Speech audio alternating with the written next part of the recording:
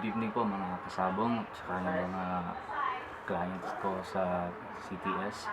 Ngayon po ay ipapakita ko sa inyo kung paano ako magsapin. So sa ngayon gusto kong magsimula muna na hindi pa yung actual na manok para mas maigi kong maipaliwanag kung ano nga ba talaga yung reference na ginagamit ko. Hindi naman po ako gumagamit ng reference na puwet. Tsaka hindi rin ako gumagamit ng kung ano ng mga oklak-oklak.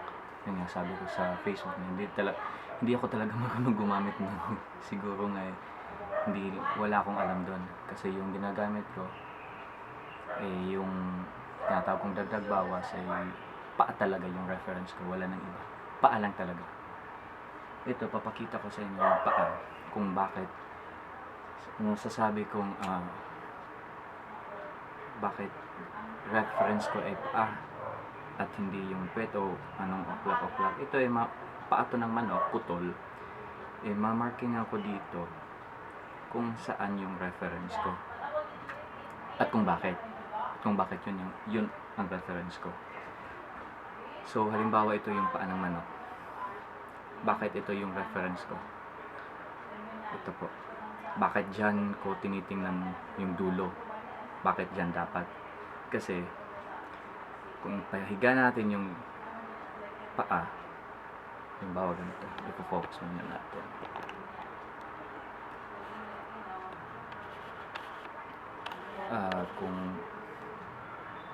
Kung ipapahiga po natin dito po makikita na yung tahid po, yung elevation, yung angle ng tahid papunta dun sa minarkahan ko is magkapareho talaga kasi wala tong daliri.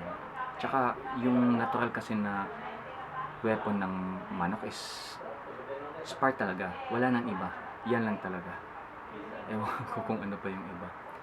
Halimbawa ganito, kapag ganito po, andito yung reference, itong red dot na to, tingnan yung maigi yung tahid. Saan papunta yung tahid? Diba dito sa red dot? Mula dito, traverse nyo yung linyang to, papunta to sa red dot. Kahit anong klaseng ng paa, halimbawa, yung sinasabi nilang normal. Ito yung normal. Kasi kung titingnan mo, may angle na siya. May mga paa kasi na tihaya. Yung pag nandyan ka, sinisilip mo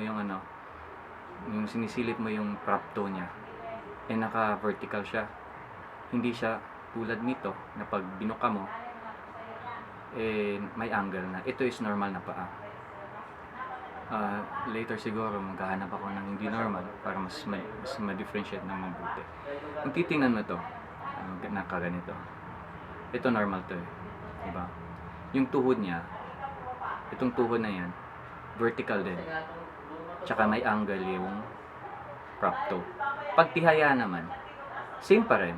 Ganun pa rin yung tuhod niya, only na yung prop toe niya is naka-vertical na siya, 0-0.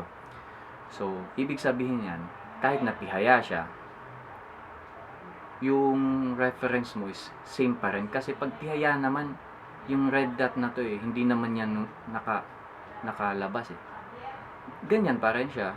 Pero yung pagkakaiba nga lang, yung ridge na to, ito, is nakalabas na kapag tihaya. Hindi na siya vertical. Kumbaga palabas siya. Palabas siya going to 11 o'clock. Ito. So yun, parang naisip ko na siguro, mas maganda yung reference ko kung talaga kasi kahit na anong mangyari, ganun pa rin. Kaya nga, pag tihaya yung paa, tapos ito yung reference mo, yung mangyayari sa tare, pag hinatak mo yung tare, yung paa, pag hinatak mo yung paa, yung tare niya is labas talaga. Kung titingnan mo sa puwet is nasa labas. Siguro mga nasa 11 o'clock, mga ganun.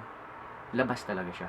Pero pag inilapat mo naman yan, pag inilapat mo yung tare, dun, sakto siya. Hindi ko naman masasabi nasa puwet siya kasi di naman ako talaga tumitingin sa puwet. Pero yung angle niya, hindi siya balagbag. hindi rin siya labas.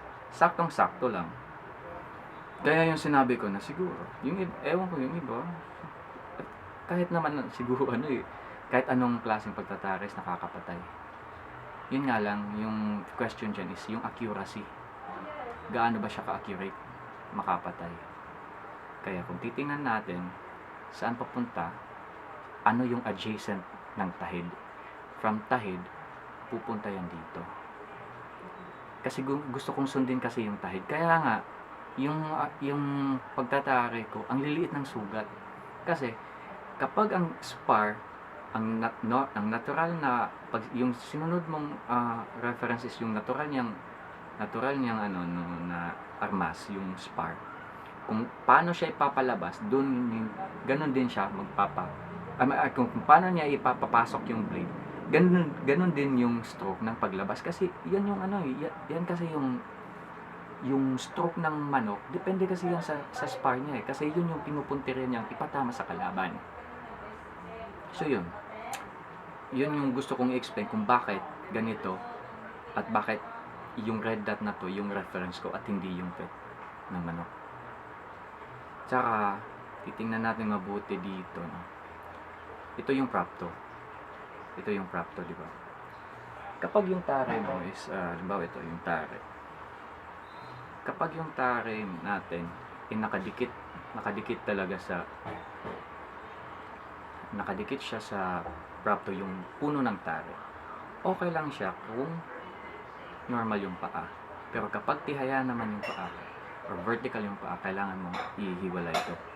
Dapat meron siyang distance, mga nakahiwalay siya ng parang ganito. Kasi yung sinusunod mo kasi dito, yung logic kasi niyan is kung saan yung tahid, dapat yung middle ng tahid, yung kumbaga dito is nandyan rin yung puno dito rin yung puno ng tare.